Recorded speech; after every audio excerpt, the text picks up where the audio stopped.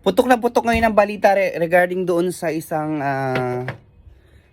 nagpatato doon sa, alam mo yung taragis na sinasabi nila na parang takoyaki food.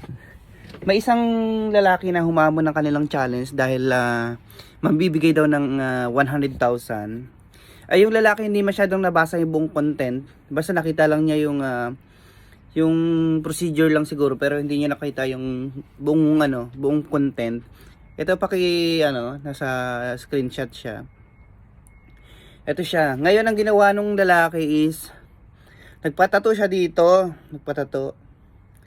Ngayon tinag-ata nung lalaki or nag-message dun sa page na yon na paki-replyan siya kasi on process na ata yung ginagawa niya ata sa noon niya, na yung challenge nga na ipapatato yung word na taragis ba yun?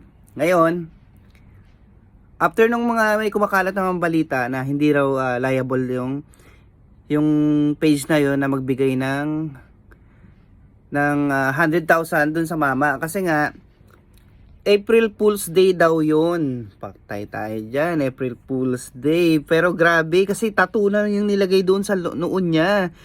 Panghabang buhay niya na yung dadalhin.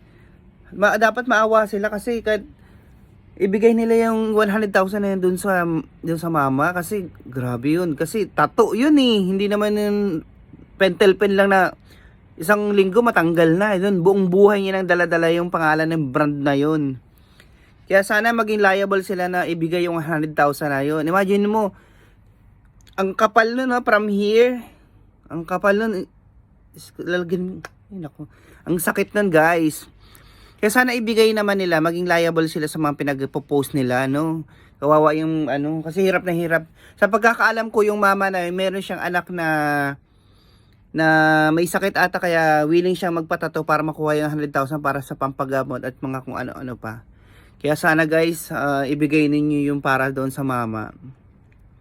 Sundan natin yung mga susunod na ipapalabas ng Taragis kung ano yung magiging nila doon, magiging action nila doon. Pero sana ibigay nila. Yun ang magandang ngayon. Kasi ang daming taong nakakita noon. Diyos ko, milyon-milyong taong Pilipinong nakakita noon. Negative sa kanila yun kasi nila yun eh. Brand nila yun eh. Kaya sana naman po ibigay nila. Yun lang po. Abangan natin sa susunod na kabanata.